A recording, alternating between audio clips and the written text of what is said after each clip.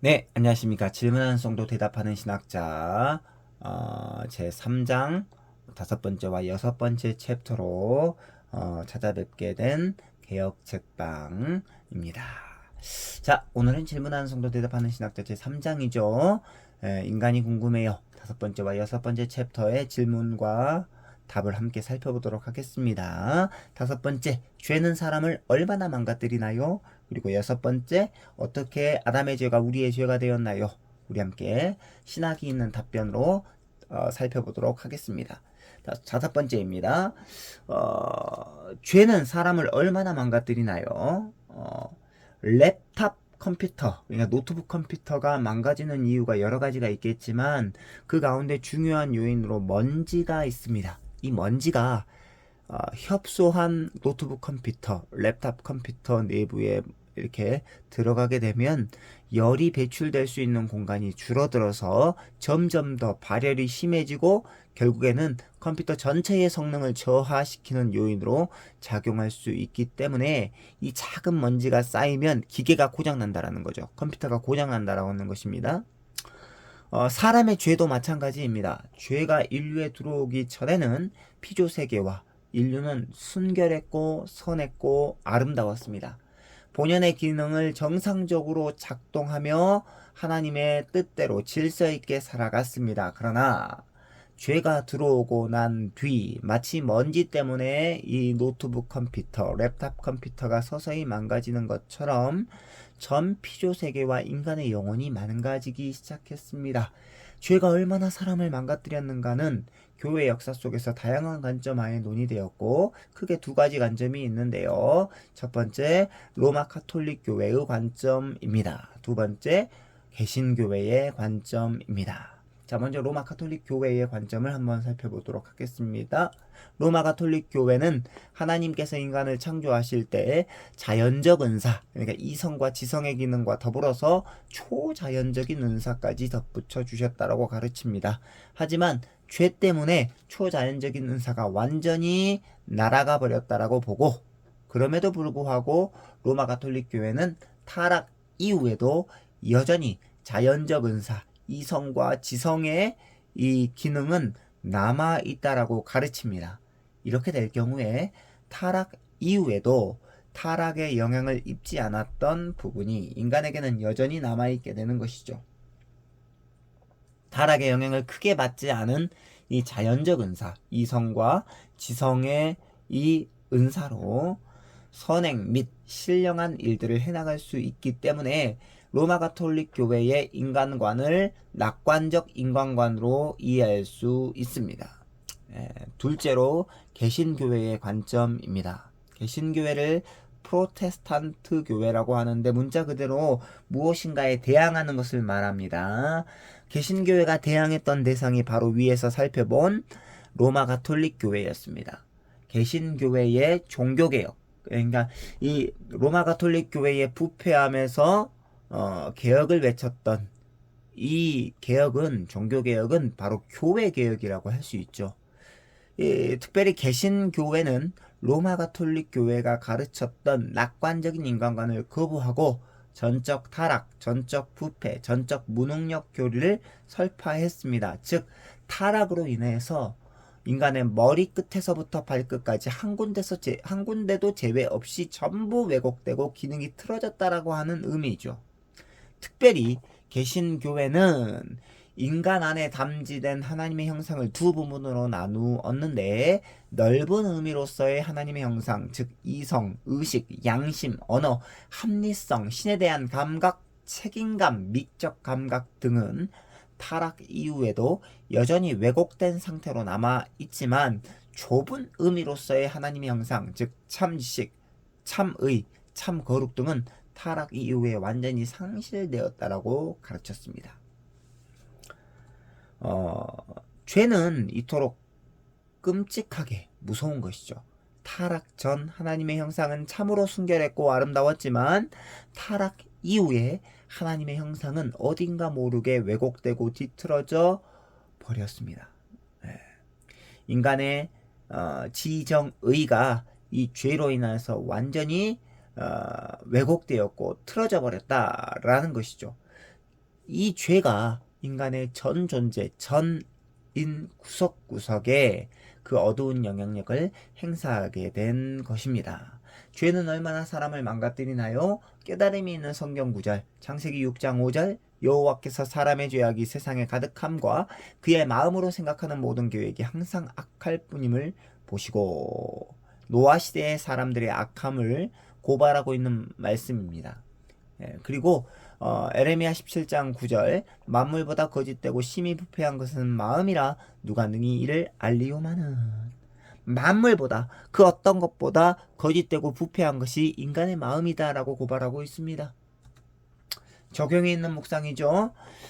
우리 모두는 죄인이므로 전적 타락, 전적 부패, 전적 무능력 상태에 빠진 자들입니다.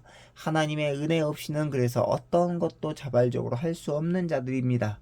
이러한 우리의 상태는 예수 그리스도께서 재림하신 후에 우리의 몸이 부활체로 변화될 때에야 비로소 다시 새롭게 그리고 완전히 회복될 수 있을 것입니다. 그러므로 마라나타 주여 어서 오시옵소서라는 고백은 신자라면 늘 담대히 선포해야 할 귀한 진리입니다.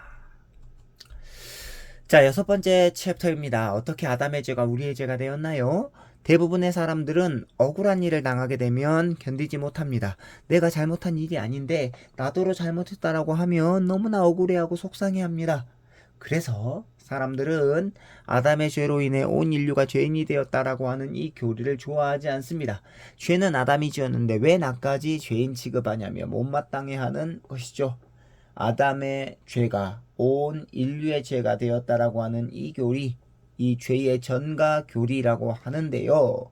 아담이 지은 이 원죄, 아담이 지은 죄가 원죄가 되어서 모든 인류에게 상속 전가되었다라고 보는 것, 이게 죄의 전가 교리입니다. 아담의 원죄가 온 인류에게 전가되었다라고 하는 이 죄의 전가 교리는 성경이 증거하고 있는 교리입니다. 그러니까 중요한 것은 내가 어떻게 생각하느냐가 아니라 성경이 어떻게 가르치느냐가 중요한 거다라는 거죠. 성경은 한 사람으로 말미암아 죄가 세상에 들어오고, 여기서 한 사람은 아담을 말합니다.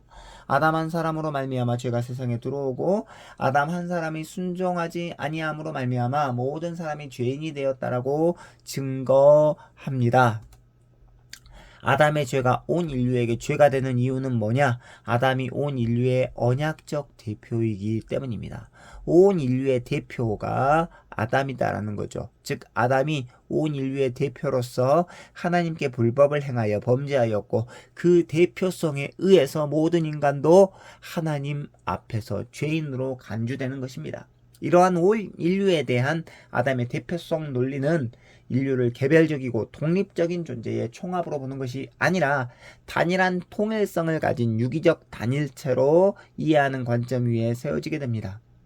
모든 인간이 유기적 통일성 안에 묶여있다는 것은 신학적으로도 매우 중요한 의미를 가집니다. 인간들의 유기적 통일성 안에서 예수 그리스도의 성육신, 그리스도의 연합, 성만찬의 의미, 교회의 하나됨의 원리가 도출될 수 있기 때문입니다. 즉 언약적 통일성 가운데서 연합이라는 개념이 각종 신학적 영역 가운데서 그 힘을 얻을 수 있습니다. 그러니까 아담 한 사람이 온 인류의 언약적 대표이다라는 거죠. 그래서 아담의 원죄가 모든 인류에게 영향을 끼치게 되었다. 그래서 기독교 신학은 기본적으로 인간 본성의 부패함을 전제하고 시작합니다. 그 이유는 온 인류에게 미치는 아담의 원죄의 영향력을 인정하기 때문입니다. 거듭남, 중생, 바로 이 거듭남과 중생 전에 모든 사람은 본질상 진노의 자녀입니다. 아담의 죄가 해결될 수 있는 유일한 방법은 이제 둘째 아담 되시는 예수 그리스도, 그러니까 아담의 불순종으로 시작된 이 죄를 끝내신 분, 바로 아담의 불순종을 순종으로 바꾸셔서 둘째 아담으로서 하나님의 모든 뜻에 순종하시되 죽기까지 순종하신 그 예수 그리스도를 믿음으로 의롭다함을 받아 칭의되어 하나님의 자녀가 되는 방법밖에 없다라는 거죠. 아담의 죄가 해결될 수 있는 유일한 방법, 둘째 아담 대신 예수 그리스도를 믿음으로 의롭다함을 받는 방법. 그래서 하나님의 자녀가 되는 방법밖에는 없다라는 것입니다.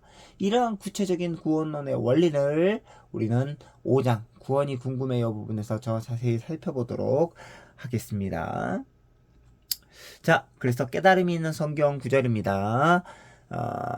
아담의 원죄를 설명하는 성경 구절. 자, 그러므로 한 사람으로 말미암아 죄가 세상에 들어오고 죄로 말미암아 사망이 들어왔나니 이와 같이 모든 사람이 죄를 지었으므로 사망이 모든 사람에게 이르렀느니라. 로마서 5장 12절입니다.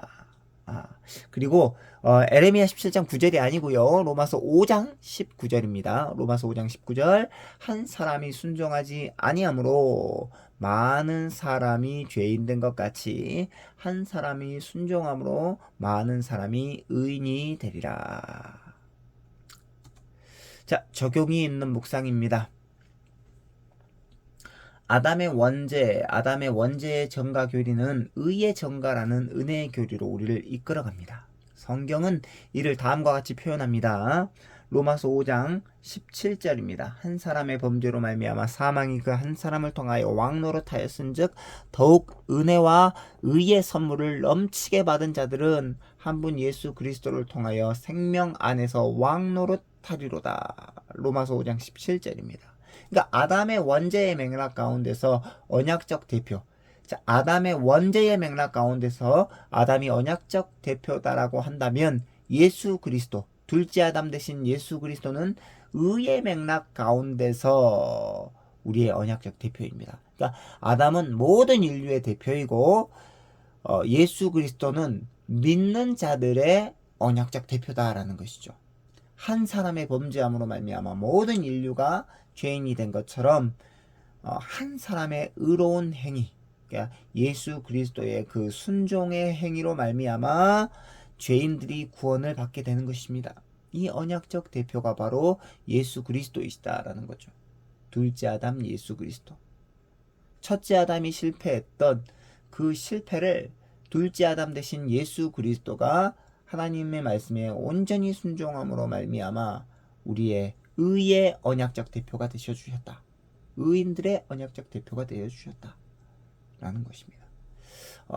사랑하는 우리 구독자 여러분, 그래서 오늘 우리가 함께 살펴보았는데요. 우리가 오늘 살펴본 내용은 인간이 궁금해요. 그 가운데서도 죄는 사람을 얼마나 망가뜨리나요? 그리고 어떻게 아담의 죄가 우리의 죄가 되었나요? 를 함께 살펴보았습니다.